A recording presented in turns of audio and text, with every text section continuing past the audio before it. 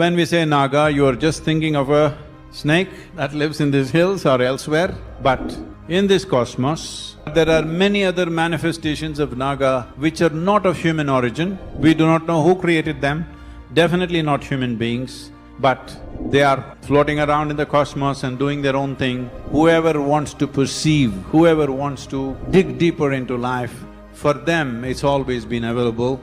Well, Adi Yogi is carrying a Naga around his throat. This represents that aspect of you where you're able to perceive something which your senses cannot perceive. Every major event in my life is always punctuated with the presence of Naga. Where the five senses fail, there the work of the Naga begins.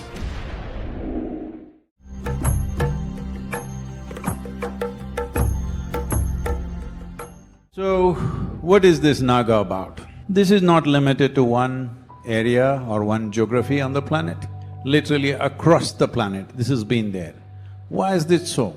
Even in places where there is not been much serpent population, even there, the Naga veneration and the serpent worship has been there. Those right from ancient times who looked at this profoundly realized that even our faculties, the existing faculties of five senses of seeing, hearing, smelling, tasting and touching have their limits, and beyond that they will not go. You can stretch it. You can stretch it beyond what your neighbor has, but it stops somewhere. But the human longing to expand, the human longing to know is limitless. So, they came up with various devices how to enhance perception. In this, many things evolved, many things were done, many deities were created, they were literally windows into the cosmos. But Naga has been a significant part of it. When we say Naga, you are just thinking of a snake that lives in these hills or elsewhere.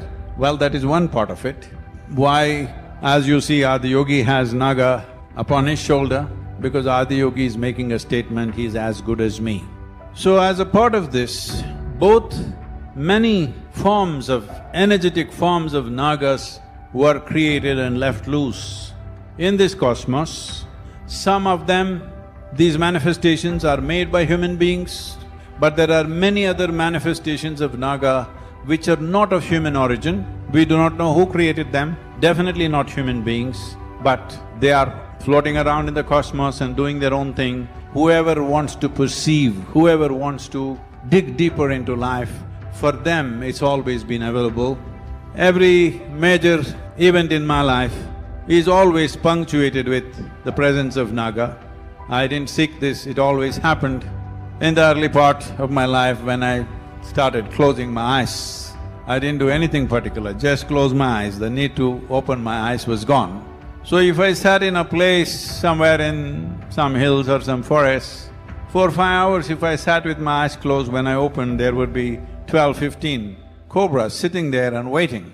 They were my first disciples, but they were not my disciples, I was the disciple. Because it took me some time to realize that they are perceiving something more easily than I'm trying to perceive.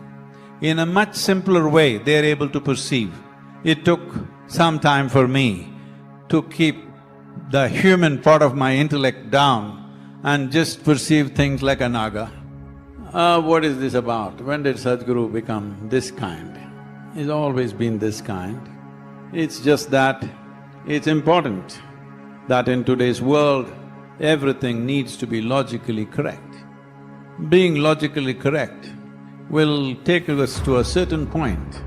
Beyond that, unless you know how to evolve your logic where it will touch the magic of life, otherwise we get stopped by our own logic.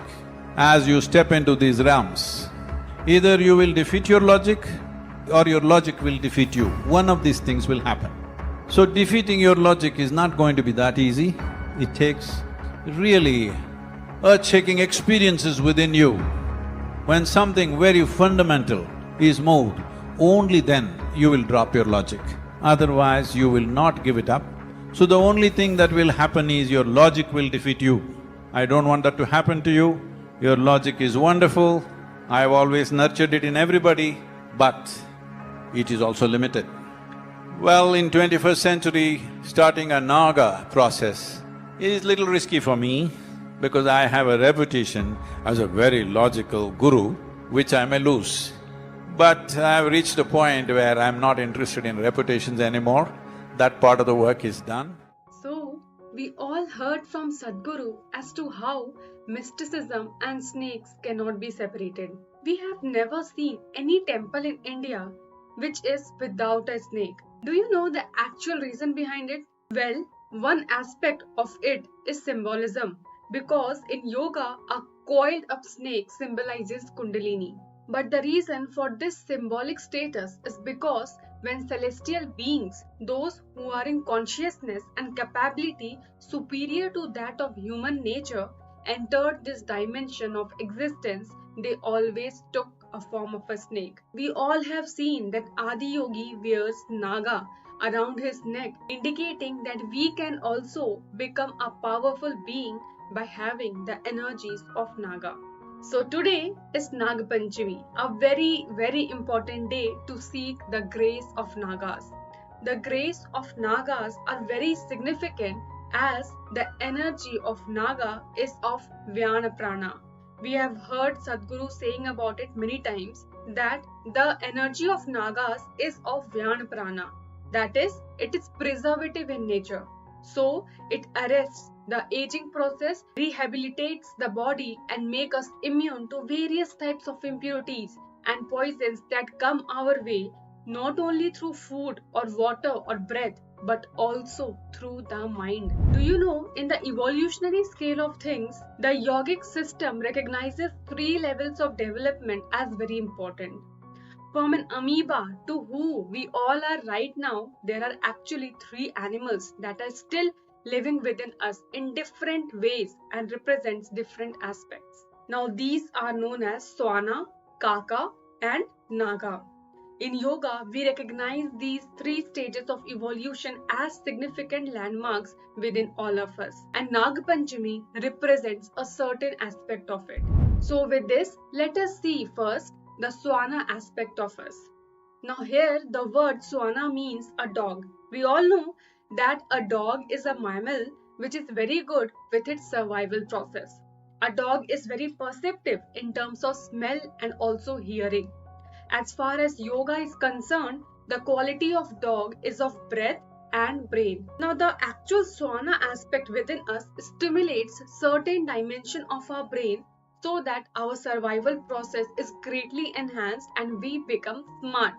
But one thing we must keep in mind that Sadhguru always says that being smart is always in competition with someone else or being better than someone. This dimension exists within us and by handling the breath in a certain way, swana aspect of us can be activated, owning the survival instincts in our brain.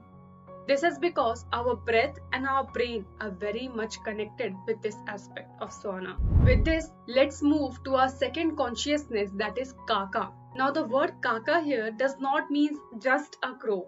Well, crow is a part of kaka because the word kaka means bird. In a bird, we always see that the sense of seeing and sensations are very much significant. Every time a bird is having a vision, because of flight, there is a distance and it needs to see things in a certain way, which leads to a certain wisdom. In many societies, we have even seen that specific birds are recognized as very wise. Like in India, crows are recognized as birds which are having ancestral wisdom. Now, another aspect of this kaka is the sensation. We all have seen a bird, right? It is covered full of feathers. Actually, this feather has no life on it. But this feather is rooted in the body in such a way that it has a very deep sense of sensation to the bird. Like if a bird is just sleeping in the night and a snake moves up the tree, then that movement itself will give a certain type of sensation to the bird, that it will move to the edge of the tree or to the last end of the tree to get itself protected. This is the level of sensation and sight that a bird is having. So now, once someone has a bird's eye view of something, they naturally become wise because they have a bigger picture than others. So if someone is seeking a larger wisdom of things of the world, then we need to activate the kaka within us. And with this, let's move to the third and the most important, that is Naga, or the perception beyond five senses. Let's talk about Naga that lives within us.